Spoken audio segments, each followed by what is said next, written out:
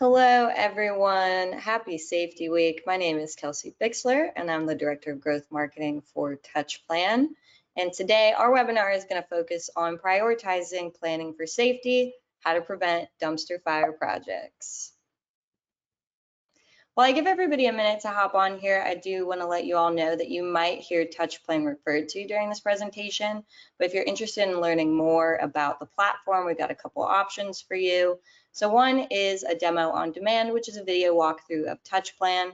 We actually have one geared towards general contractors, one geared towards specialty contractors. So be sure to check those out. We also hold a live demo monthly. Our next one is actually tomorrow afternoon at 12 p.m. Eastern. So be sure to check that out as well. And then finally, if you're interested in actually getting your hands on the platform, we have a free trial available as well. I've gone ahead and dropped links to those in the chat, so y'all can click on those. And again, check them out after the webinar. Last but not least, if you have any questions throughout the webinar, feel free to drop those in the questions box in the right-hand side of your screen, and we'll be sure to get to those at the end. Without further ado, I will turn it over to our host today, Andrew Pylon. Andrew, I'll let you take it from here. Hey, y'all. Thank you for having me. Let me get my webcam pulled up here. There we go. Hey, welcome to the webinar. We're excited to have you all here. We're talking about really just planning and how much planning impacts the project, not just from a production standpoint, but also a safety standpoint. A quick vignette. I remember when I was planning as a superintendent, I frequently forgot to think about safety because I was so focused on production, especially as a younger superintendent. Now that I'm a little more mature, looking back on things, I really understand the importance of bringing that safety planning in early. And so we have two experts here to talk us through that, give us a little bit of their experience. We have Kevin Gausch, Customer Engagement Executive at Safety Culture, actually a former Operational Excellence Manager and Superintendent at Heckles McCoy, and Steve Jordan, Director of HSE at Flinco. Gentlemen, we're excited to have you all here. Hey, Andrew, thanks for having me. Yes, thank you very much. It's an honor to be here.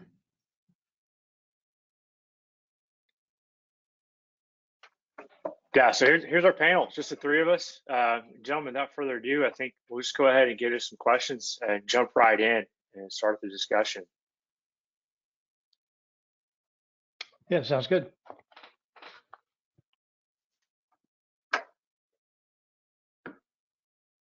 All right. Yeah, Kelsey, you can bump me to the next slide.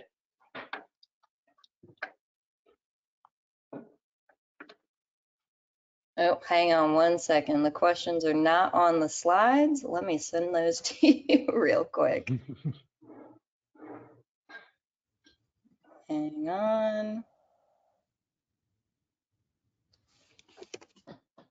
So, Andrew, in the meantime, a point of clarification. I was actually not a superintendent in my previous role. I was more in the quality and continuous improvement aspect of things, with a little bit of project management.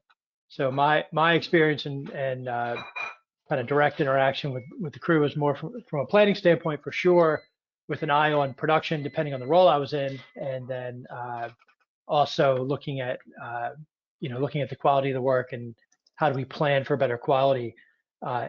Kind of as an overlay with all of that, safety is sort of always the first consideration, whether it's how do we do the work efficiently and safely, or how do we do the work effectively and safely, but it's all, kind of intertwined from that respect. Got it. Yeah, sorry, Kevin, I could have swore you were a superintendent at some point in your life. No, I was never that cool. I don't know if it is that cool to be a superintendent some days, but actually it's probably the greatest job out there. But yeah, no, sorry. Thanks for that clarification. Yeah, no problem. Kelsey, you're still standing by for a question list, but you know what? Let's just go. Yeah. Check your email. Got that link to you. There it is.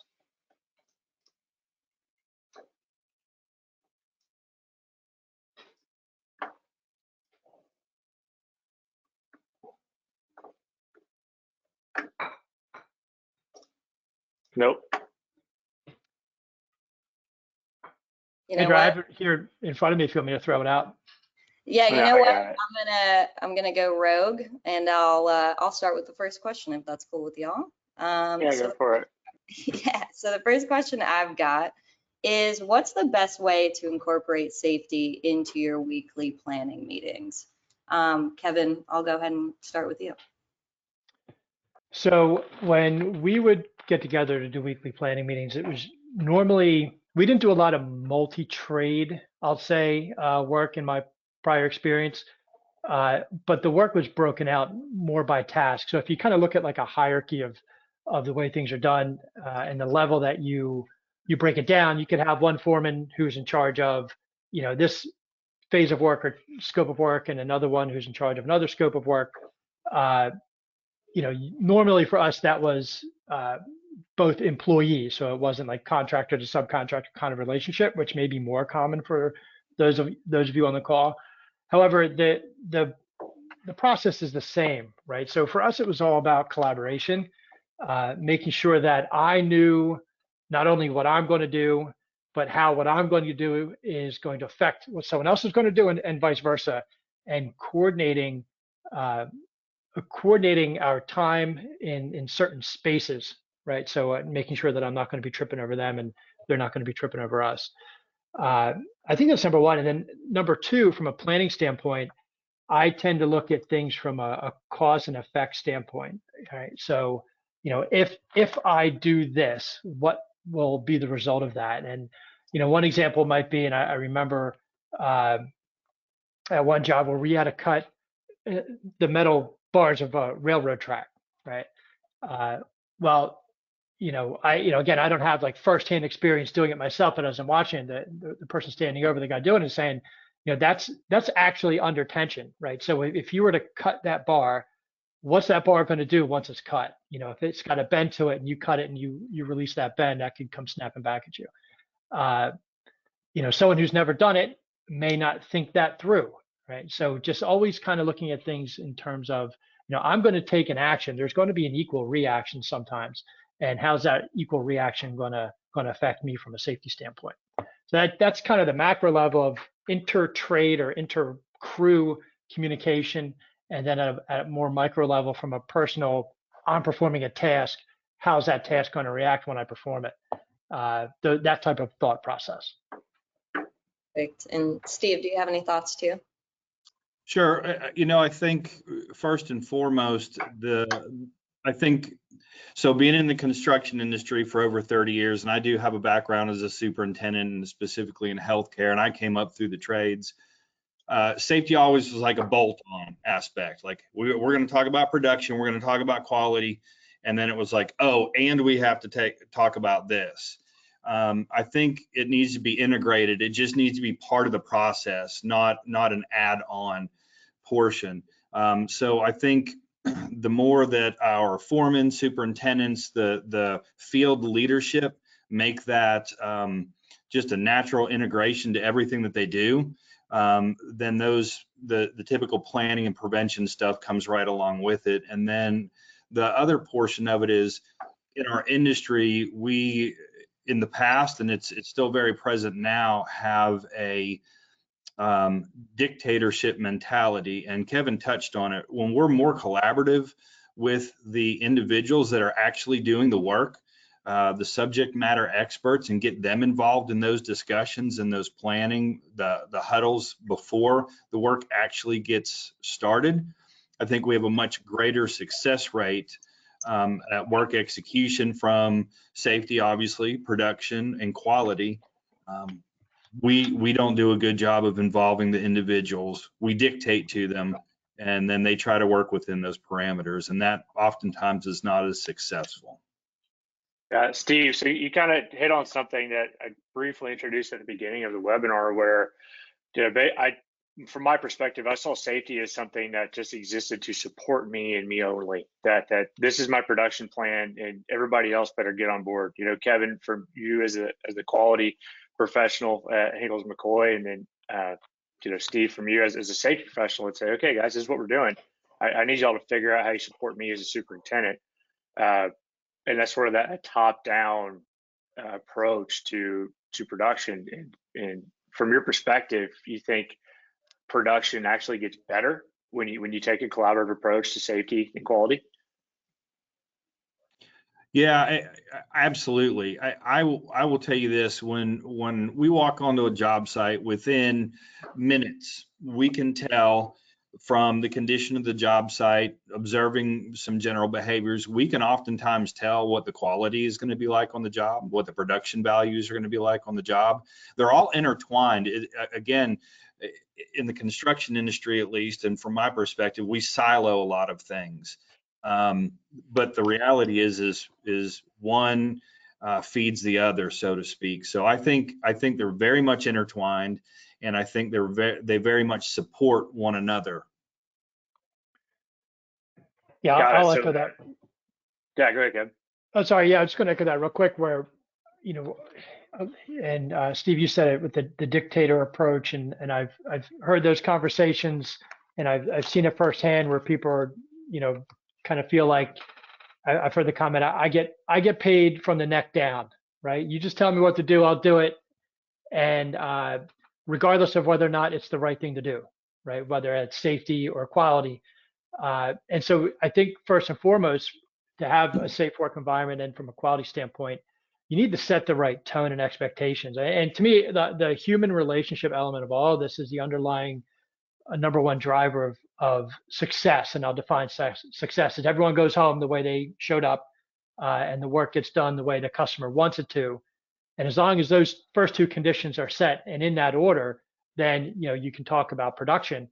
In order to do that, myself as a quality professional, yourself as a safety professional, we need to be seen as enablers of work, right? That we are there to make sure that the work is done correctly and the work is done safely, because we have their best interest in mind and the best interest of the customer in mind, and not because we're there to justify our roles, right, from a gotcha standpoint. So you got to nail the people part first, and then you can get into all the other things, as far as I'm concerned. Oh, I agree. I don't think you can't force people into compliance. Quality, safety, doesn't matter, but you sure can inspire them if you're so inclined to do so. And the results, you take two different approaches and you see what compliance is. If it was a compliance issue, we would have been great years ago in our industry. But when you take an inspiring approach to it and you enable them, all of our workforce, which, our people are our most valued resource. And if you inspire them, they're much more likely to make choices that benefit themselves, their families, and again, ultimately what they're working on that day. Right. Well, I completely agree with both your standpoints there. That it starts first and foremost with the people, and I think the theme that we talked about, but we didn't specifically say, was that it really starts with leadership. And it starts with just the project team, the safety quality leader and the superintendent coming together, having a solid relationship, and then owning the project and demonstrating leadership. I think, who was it? George Patton said, "You can't push a rope." And I think that resonates. So going down just a little bit further, one thing that I had seen, and I'll go down to how do we talk about strong voices and safe choices. I think when we talk about safety sometimes, and we use planning as a means to improve our overall safety culture, I think workers can sort of think that safety means that it's just something sort of like religion almost. It's like the safety professional is almost some sort of I don't know, pastor, if you will, for lack of a better term, on the job site, and that safety kind of turns into this ritualistic.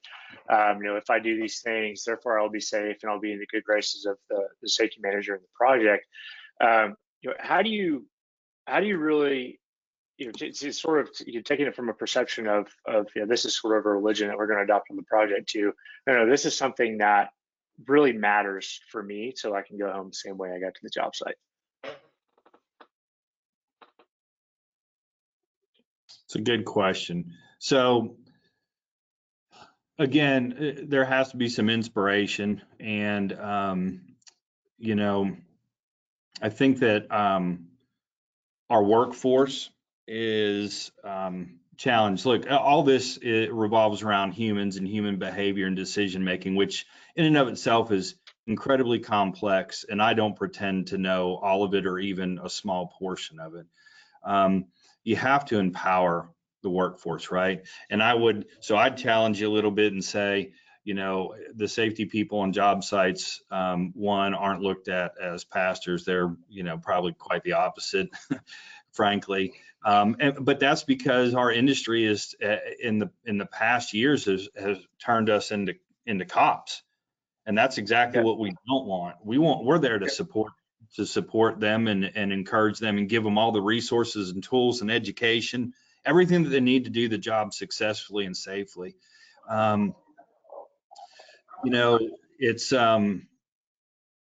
really starts with the frontline folks on the job site, and we're big proponents at Flintco of setting an expectation early on the job before boots even hit the ground.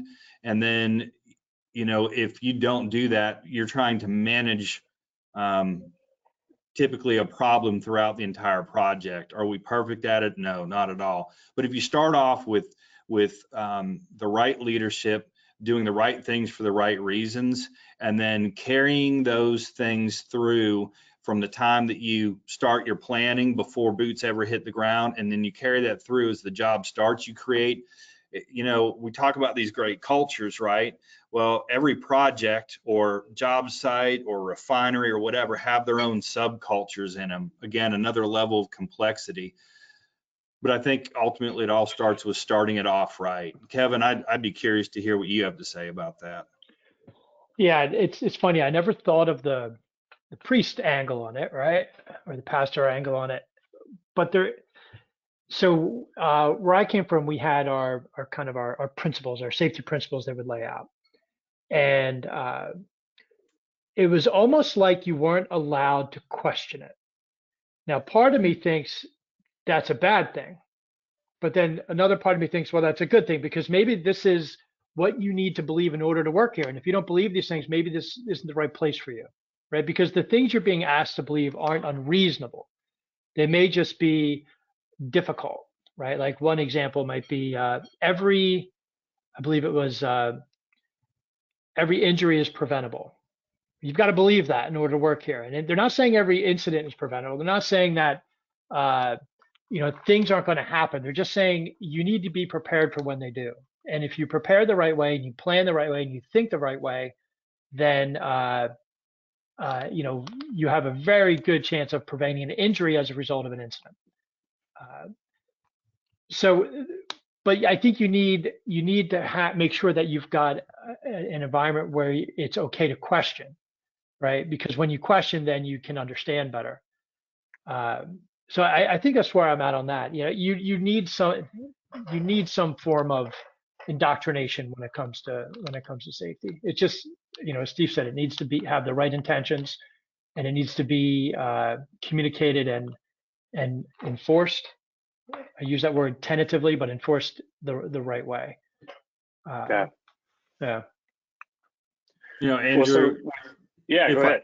If I could real quick, I think another thing that plagues our industry with planning, incident and accident prevention, all the things we've talked about so far is, you know, there's also a huge language barrier that most people don't take into account, even in that early planning stage. I remember I was on a project once, and we had a HVAC contractor that the foreman was a white guy, and the whole crew that came in was Vietnamese. And well, this was a first for me. And so we were trying to do our planning and things like that, and there was a huge communication barrier. So, you know, we had to bring in a translator. The contractor brought in a translator, and we learned a lot of valuable lessons from that. And it's still present this morning for Construction Safety Week. I was out on a job site, and we were looking at the pre-task plan, and it was done in English. The workforce was Hispanic. They didn't know what it said. They were just told to sign it. There's fundamental breakdowns on a basic level like that. and that's not empowering our workforce. And I think there's something to be said for curiosity. And I, much like Kevin, I was like, I used to be, do as you're told, right? And nowadays I really welcome questions and questioning, because it allows you to help explain the why. And I talked about inspiring earlier. It helps you to be able to do that. But the human condition is very complex in these industries. Yeah, I agree. And that's such a large component. We talked first, we have to establish first a culture, and then we have to manage the interpersonal connections that we have with each other, and then set controls in place so that everyone can be actively involved in the safety culture. Signing a JHA that you have no clue what it says is absolutely not the right answer to doing that. If someone handed me a JHA in Chinese, I would not sign it. But but I would be expected to. If I had to feed my family, I absolutely would, even though I didn't know what I was getting into. So I completely agree. So let me shift over a little bit. So now, once we've talked about and we've established this a culture of leadership, a culture of buy-in, what are some things we do as safety professionals to try to look through the windshield and predict SIF events before they happen?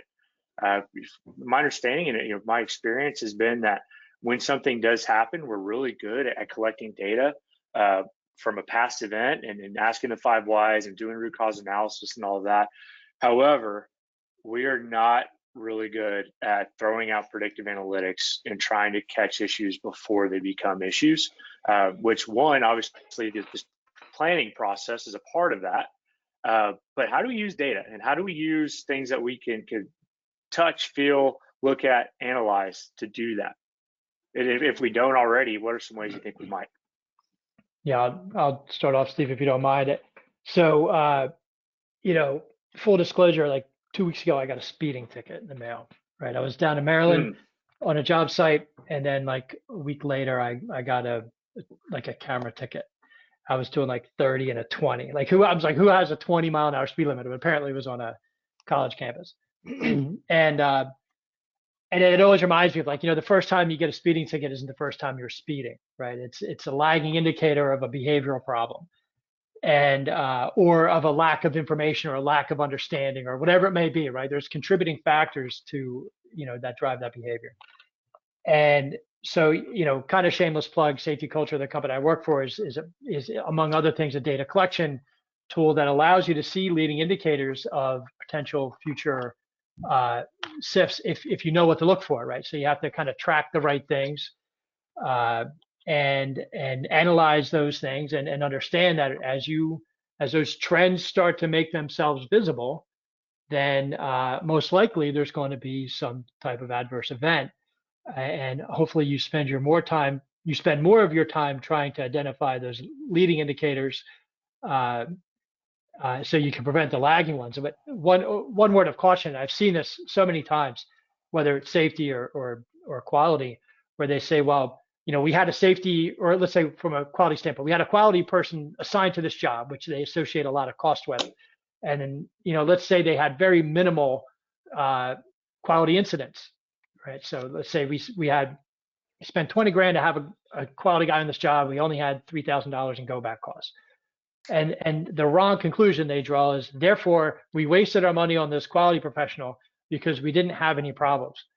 And I say, well, the reason you didn't have any problems is because you spent the money on the quality professional. Would you rather spend 20 grand on a quality guy or 50 in the the go back and rework costs that you would have had they not been there?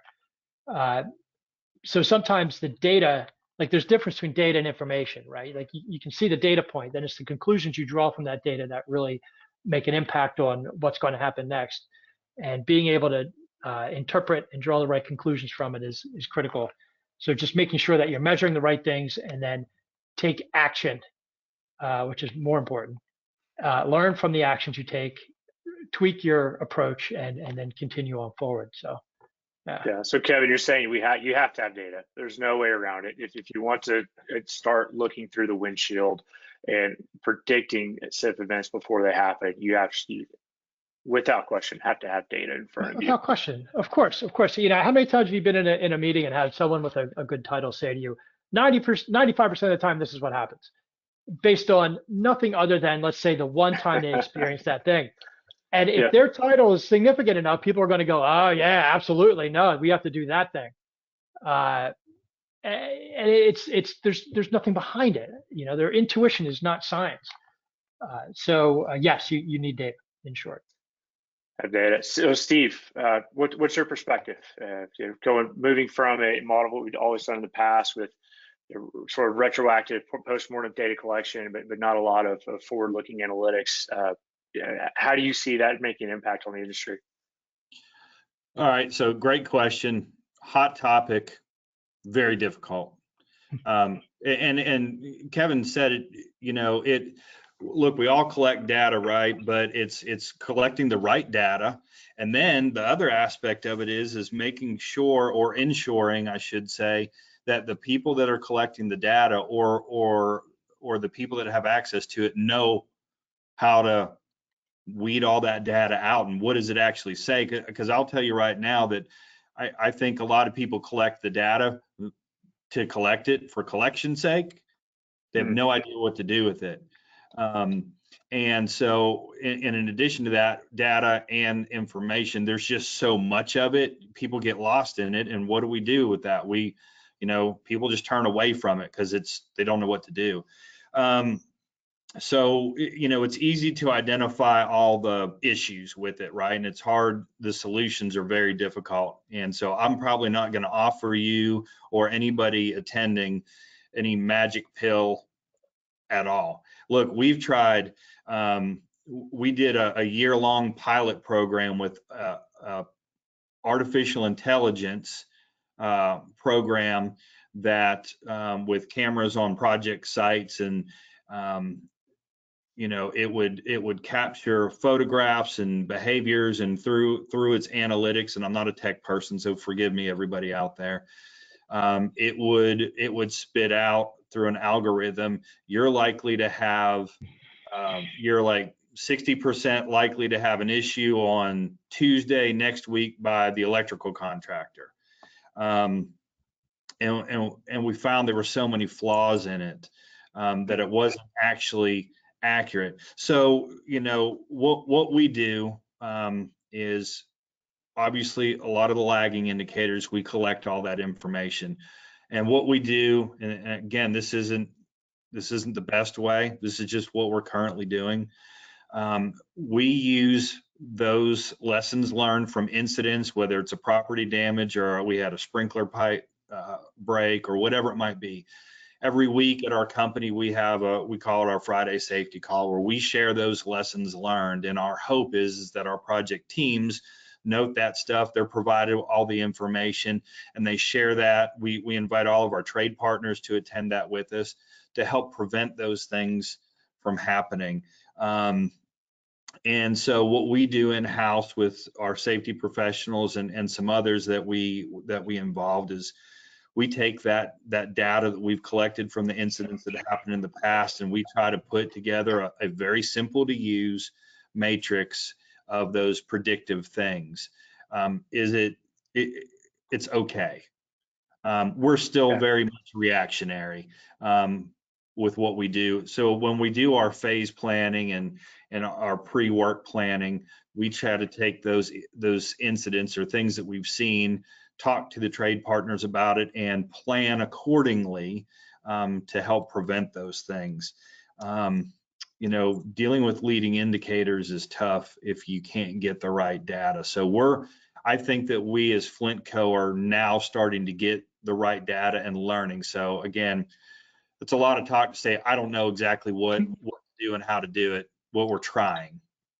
Steve, I think that's such a great answer, because we don't know, right? Like, so I have a background in both Six Sigma and Lean, right? And so the one side of my brain, the Six Sigma side, says, well, we need 99.96% certainty that this is the root cause, and therefore we're going to, and that's great if you've got 1,000 data points, right? And by the time you collect all those data points, you've had 5 injuries because you spent time trying to correlate and draw causation. And then there's the lean side of my brain that says, keep it simple. Like when something happens, or maybe ideally before something happens, well, respond, because it's probably some kind of good indication that, worse things will happen if you don't respond. And I lean heavily towards the simpler, more elegant solution of, let's just listen to our front line, right? Let's listen and respond to what they say. And I've seen it before, where it totally like was a smack in the face to me in a good way, where we were supposed to be documenting a certain step of the work, and this one gentleman wasn't documenting that step, and it was a pressure test. And I said to him, after a couple times in a row of seeing they weren't documenting it, I called them up and I said, hey, you got to make sure you start documenting your pressure tests. And he said, well, my pressure gauge is broken. And I said, well, why is the response to that problem for you to just not document it? Why didn't you speak up? He said, Kevin, I told you guys 4 months ago, and then I told you 3 months ago, and then I told you 2 months ago that my pressure gauge was broken, and you guys never did anything about it. I said, shame on us, right? And thank you for doing that. And the next day we took action. But if we don't listen to the front line and respond to what they're saying, they're not going to speak up. We had another incident, and I'll let you move on real quick, where an operator from a backhoe had asked for a new backhoe. They said, the stick's real loose, and so when I move it a little bit, nothing happens. So I have to move it a lot, and then the bucket, jerks. Well, think about that from a quality and safety standpoint. You're going to hit a car. You're going to hit a person. You're going to, dig the hole too big. You're going to do whatever you're going to do. And they had asked for either, to get it fixed or to get a replacement, and it just never happened. And the guy, after a while, he said, should I just stop waiting for you to do something and just deal with this, or should I keep my hopes up? And I'll always go back. It's almost always management's fault, to be honest with you. Almost always management's fault. Look at the process, not the person. Look at leadership first, and not the person. Yeah. I agree. So I have this hypothesis. I'm curious what you both think about this, and it goes back to, how do we start incorporating production planning into predicting safety incidents or preventing them ahead of time? I've got this hypothesis that a metric like workers per square foot, planned workers per square foot on a project would be useful for a safety professional to, one, understand it far in advance, and to work with a superintendent to lower that metric and to ensure that we're not doing the old school way of trade stacking as we get towards the end of a project. I'll open it up to Steve first. How do you feel about incorporating production planning data into a safety prevention program? I think it's absolutely critical. You can stack all the people and trades in there you want to, but at a certain point, it is going to become wholly ineffective. It's going to be a cluster all the way around, and you're going to have people that are cutting corners to get out of the way or just to make things work. People are going to get hurt. You are going to substantially increase, I feel, your risk of rework needing to be done. So the upfront planning, like you're talking about, absolutely critical. And it is proven time and time again, when we are successful at it, it is successful. Like Kevin said, it's hard to measure something that hasn't happened. And when we do things like that, we typically don't see things happen. So does that metric sound like it makes sense, to where you have number of workers planned per square foot, either by a particular area or the job site as a whole? Initially, yes. Initially it does. Great. Yeah, Andrew, Kevin, over to you. Yeah, we had a customer that had a requirement of, let's say, X, and I think, let's say, one safety professional per 20 workers on a job site was their number. So maybe they're kind of thinking the same terms. Now, I don't know that they had any requirement based on, the size of the job. It was more just number of people. It was like the ratio of safety to employees. But I think it's kind of along the same thought process. But yeah, I mean, worker density, I'm sure there's got to be some kind of correlation between the number of people tripping over each other in a given space and, the quality and safety. Because there's other variables at play there, right? Usually you do that when time is being crunched, when budgets are, being hyper scrutinized, when, deadlines are looming, and, now it's just this mad scramble. I'm sure the number of people is a factor. How many hours have they been working leading up to that day? How many days a week have they been working leading up to that day? When's the last time they had a break? How mentally and physically exhausted are they? How good is the communication? Like all those things factor in. But yeah, I think for sure there's a density issue there as well.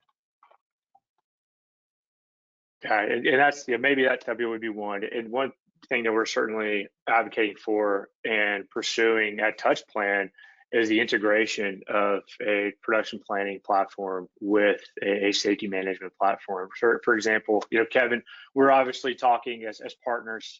We're exploring use cases together to match production planning and safety.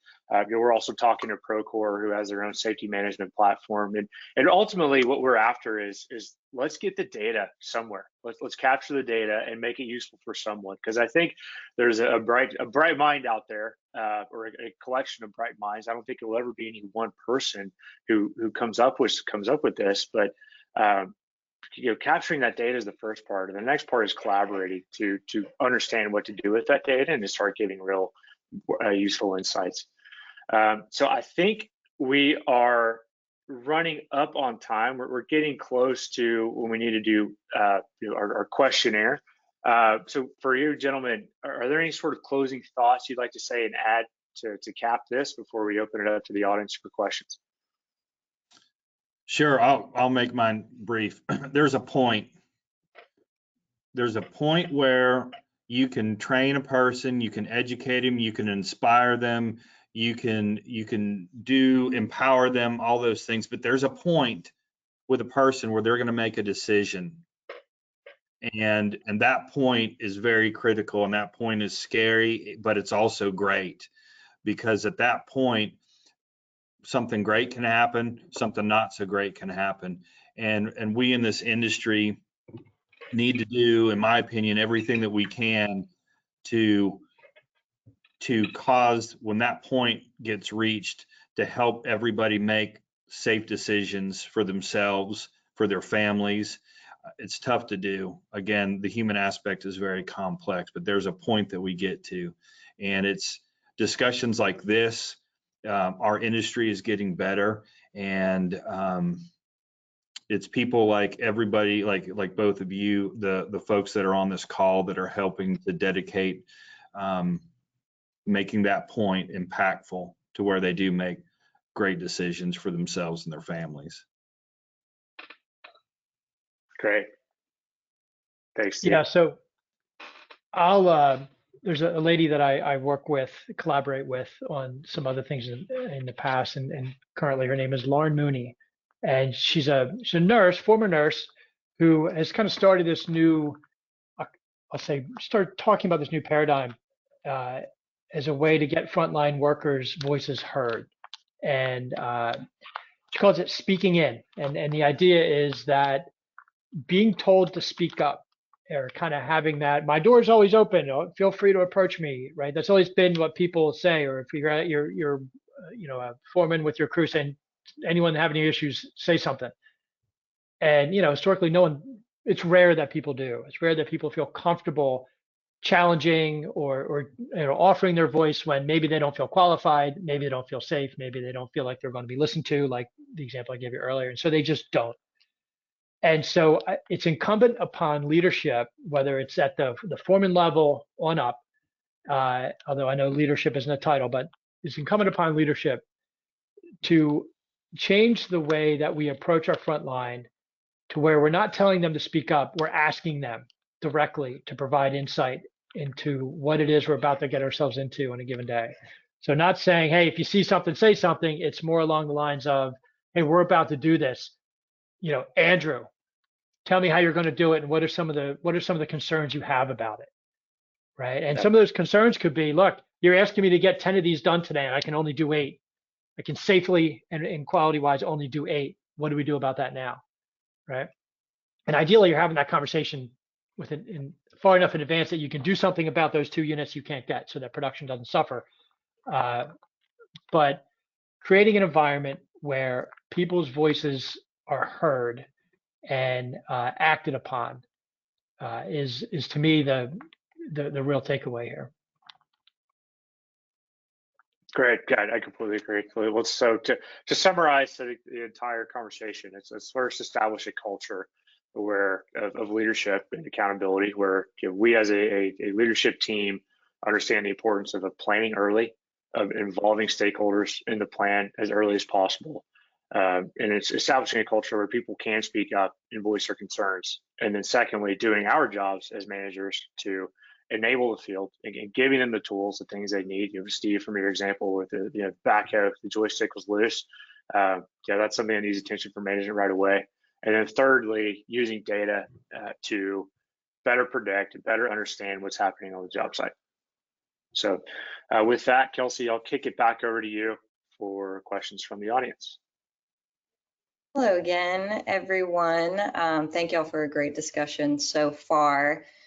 So again, anyone in the audience, if you have questions for the panel, feel free to drop those in the question box on the right-hand side of your screen, and I'll be sure to read those right now. So the first question, actually, Steve, this kind of perfectly plays into what you were talking about with, at the end of the day, it's going to come down to people making decisions.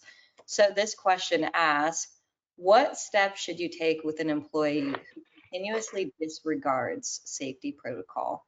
And I'll start with you, Steve, on this one. So if I heard you correct, what steps do you take with an employee that willfully disregards? Is that correct? Yes, that is correct. So I'll go back to something that Andrew and Kevin both touched on before is, one, you have to make sure that it's not a leadership situation. Are we providing them every avenue, every aspect to get it right? Did we provide them the training, the education, the tools, the materials, all those things? And again, you get to that point where a decision gets made, right?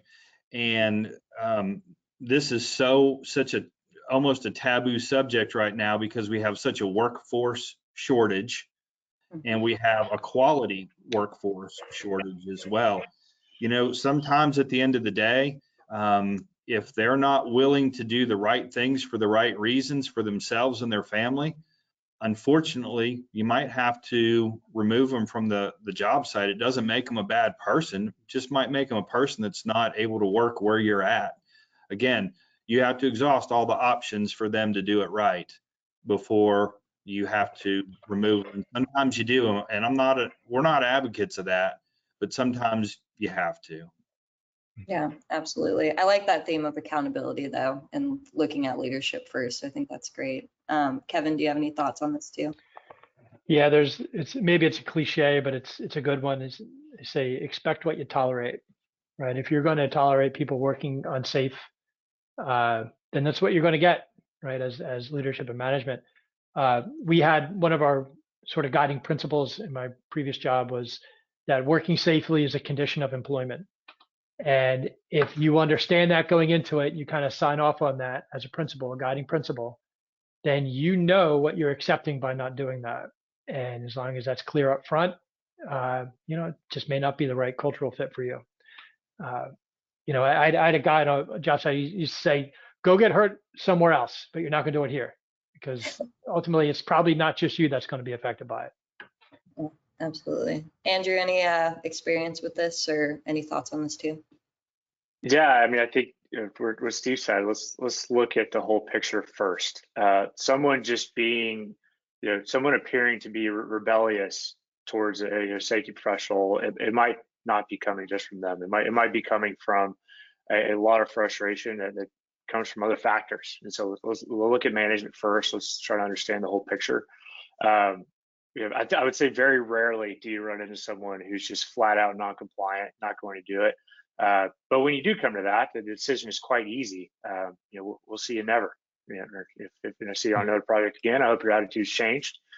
But one thing I do want to emphasize with the safety culture, and I go back to my perception, I came from a large data center program where safety was, gosh, it was sort of like a religion, I would say. And the workforce was almost generally expected to not just perform work safely and understand they had stop work authority and all of that, but I think the workforce took some of that safety culture and thought it meant they had to be nice all the time. But I think that it couldn't be further from the truth. For example, we were standing steel, and a few electricians had ducked under red rope for iron workers. And for those of you here, that's a huge no-no. But the ground hand for the erector wouldn't yell at the electricians ducking the red rope, because he thought, well, I don't want to get run out of here because I think we're supposed to be nice to everybody. And I said, yeah, absolutely not. Like I expect you to yell at him. I expect you to do it respectfully, but that person ducking your red rope needs to be heard and needs to understand that there's severe consequences for doing that. I'm not going to put it all on the iron worker to make sure that the red rope is respected. Me as a superintendent, I have skin in the game there as well. But to tie this out, don't expect people to just be nice and compliant. You don't want sheep on a job site. You want people who will go out there and get the work done and take it seriously. In the rare event you get someone who just wants to be an outlaw, then we'll see it never. But you should expect people to push back a little bit and question. That's great. That's great. Well, thank y'all for that. Another question I have here. So if a team member complains about feeling sick, and I'll just expand this to feeling not well physically or mentally, I think both are important here. How can that impact their ability to work, and how would you determine if they're fit to continue working? And I'll just start with you, Steve, again, if you have any thoughts on that. Yeah, any form of distraction, it could be detrimental to them, those around them, and needs to be addressed. We've got such a focus in our industry, or I shouldn't say that, we're starting to gain a focus, which we should have a long time ago, on mental well-being and health. People need to know what their resources are. Leadership on the job site needs to learn from their company leadership, whether it's the HR, safety, combination of both, on how to see and learn signs and symptoms and how to talk with people about those things. And, it's perfectly okay. Like, hey, Kevin, I see you're not mentally into it today. I've seen you cut some corners or do this, that, or the other. Why don't, what's going on? Talk to them, have a conversation. They're people just like any of us. Of course, in the industries that most of us are in, that it's taboo to talk about your feelings and things like that. But when you make genuine connections with people on job sites or factories or whatever the situation is, genuine is the key to it. And you make the situation personal, relevant, and important to them, they're more willing to open up. You can dig a little bit deeper with them typically. You're not going to get that just to spur of the moment. You have to build some sort of a relationship with them, to get to that point when something happens. But I'm a big proponent of raise your voice and reach out to somebody, talk to them, get somebody else involved if you need to, but don't just say nothing. Absolutely. Kevin, what do you think about this? I don't think I could say it better than Steve, to be honest with you. He's absolutely right. It's the way that the question was posed was, if the employee approaches us and says, I don't feel well or whatever, what do you do? And, personally, I would leave it up to them, right? It's your call, but sometimes you have to save people from themselves. And from a cultural standpoint, Steve's right. It's people probably don't, for various reasons, and usually they're good ones. I don't want to let the team down. Maybe it's, I can't afford not to make my money today, whatever it may be. So they feel like they're going to just stick it out. And there needs to be a way for them to, take care of themselves first. Obviously, construction industry has very high rates of suicide. Things go untalked about, and there's consequences to that. And, so when you mentioned not just the physical, but the mental, feelings. So, they need to feel comfortable speaking up. You need to have a way for them to, just seek help and make it available if it's required. But if it's something as simple as I don't feel well, go home. Go home, rest up, see you tomorrow. Yeah, But if there's an underlying issue, I think we owe it to them to make sure that they've got a way to get that to the surface. absolutely. Totally. And It totally depends. It totally depends on the person. If it's someone who's been working with you for a long time and this thing has done a great job, and they say, "Hey, I don't feel really well today," it's like, go home. I'll make sure you still get paid today. just go home. Yeah. Right. And Yeah. you probably have someone who's going to work with you for life, making decisions like that. But if it's somebody who's like, "Hey, I really don't feel well," you do a sniff test. If it sounds like they want to get out of work, it's like, okay, go home. I'm not going to force you to be here. This is conditions of employment are voluntary. So we'll go ahead and move on. But I definitely take it on a case by case basis. But for sure, don't force anyone or try to coerce anyone to working when they might not feel well, because you're not a doctor. None of us are. I don't think anyone who's taken the MCAT has ever been a superintendent. I could be wrong. yeah, that was great. And thank y'all. I think that's really important. And it kind of highlights that in this industry, especially when we're talking about safety, what's going on offsite can really impact what's going on inside. And I think great leadership can really step in and help with that. So thank y'all for that insight. And I've got one more question, unless anybody else sends anything else in.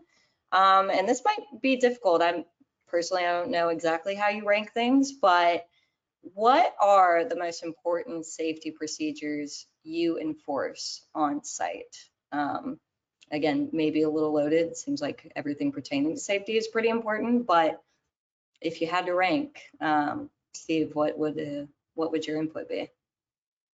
Yeah, that is a tough question, and it's something that's very difficult from a tangible standpoint. Is decision making. You can PPE and engineering controls and guardrails or this, that, and the other. I think it's decision making, good sound decision making from leadership and from the workforce.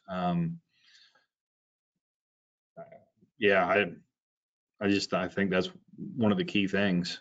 And on top of all that, to properly plan.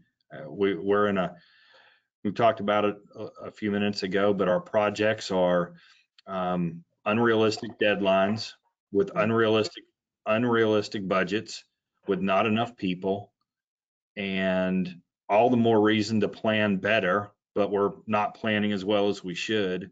And then all that gets bundled up into some good decision making. Absolutely. And Kevin, what about you? Yeah, same. It's tough to rank. It's probably whichever one is not being thought of at the time, right? Mm. So, and to touch on the planning aspect, I don't think I've ever been in a planning meeting that is being done in earnest that hasn't resulted in an aha moment, right? I've seen one where they're trying to come up with their sequence of tasks just to realize that they need to get a crane 2 weeks sooner than they had planned, right? Like big things that you should have probably already nailed down from a scheduling standpoint. And think then if I'm scrambling to come up with a way to do something in a short period of time that needs a long period of time to plan adequately, well, what's going to get forgotten? So yeah, adequate planning, communication, and just understanding that you can never do one at the expense of another when it comes to safety, right? It's not an if then or an either or. It's always all of the above. Perfect. And Andrew, any final thoughts to add to that? Yeah, I had a great senior superintendent just give me very simple guidance on this. It was care and try. So I'd say start there, and everything else sort of comes along. To add to that, I would say, as from a leadership position, managing your emotions as you go through the project is right there with care and try. I remember as a junior, like field engineer, junior superintendent, being very hard charging and wanting to push work and go. We can't stop, but come on, what are you guys doing? That was all driven from emotion. That was all driven from my own anxiety that I might be failing the project by not completing work quickly enough. When reality is my obligation is yes to the project, but first and foremost is to the people on the project and to the owner. So managing your emotions in that regard. But then the third, I'd say be a data-driven individual. Make decisions from data and have a process to plan, capture that data, and communicate it with the rest of the team. Well said. Take it. Perfect. Well, I think that is it in terms of questions. Thank you all again for everybody who joined today and listening in. And Steve, Kevin, Andrew, thank you guys so much for joining us. Really important topic. I thought this was a really great discussion. But yeah, thank you all again. Enjoyed it. Thanks for having me. Yeah. Thanks for having Thanks y'all. Sorry for the technical difficulties up front. It's a miracle I get out of bed in the morning, but appreciate y'all sticking around and making it work. This was a lot of fun. We worked through it. All right. Well, thank you guys. Have a great rest of your day and a great safety week. All right. We'll see you.